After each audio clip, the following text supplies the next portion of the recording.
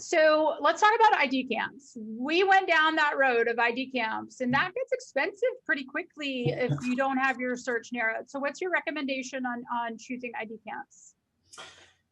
I would be very selective, and as I alluded to earlier, it's like get the most bang for the buck.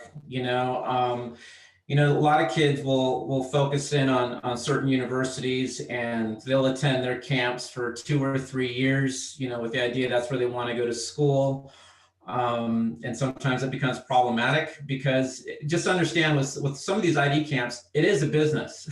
They want return customers. And so sometimes the feedback they receive in terms of player evaluations can also be interpreted as, boy, that's a school that, that's interested in me, when often that may not be the case. There's definite messaging that's different in terms of come back to our camp as opposed to we're recruiting you.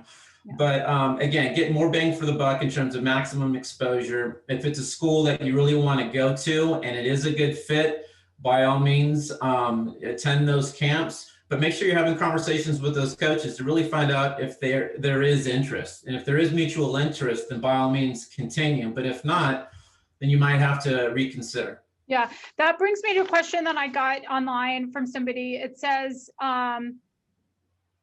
we've received a few emails from college soccer coaches for our son who's a high school junior, but how can we tell if they're really interested? We can tell if they're interested at the Division II and Division III level, but since we are in a Division I dead period, those Division I coaches tend to ask us to send film, and then we do. They say thanks, keep sending more film.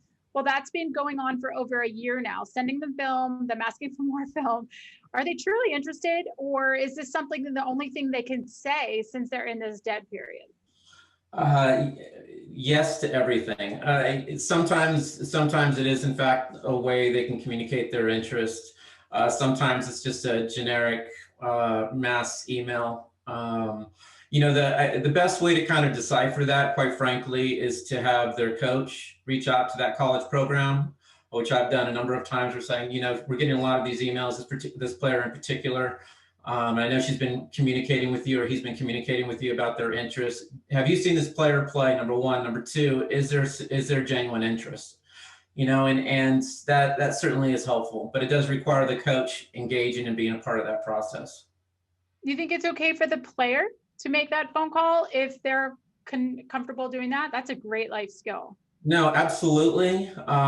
Understand it's a little more problematic because of NCAA rules. Oh, right. Yeah, they can. But yeah, no, I honestly think the more a player can take ownership and engage in the process and drive the communications, it sends such a great message to the college coach. It's just, let's, look at this kid and the confidence, very bold, and it's a brave thing to do. And that says a lot about the character and integrity of a kid. Yeah, I think sometimes you have to go for the no. You have to say, this is a school I'm interested. Are you really interested in me? And see what their response is. And I know that youth coaches, I hear a lot from them about how overwhelmed they are with this communication process. And there's a lot for them to take on with helping players find college experience. And so I would also be very clear in an email that as a parent or a player that you send to your club coach saying, can you please contact this school? This is the coach's name. This is their phone number. I've received 8 emails from them and sent back and forth. I'm very interested in the school. Can you see it?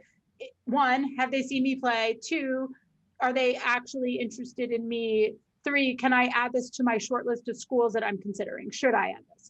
Maybe something as specific as that, just coming to mind right away. Absolutely. Yeah.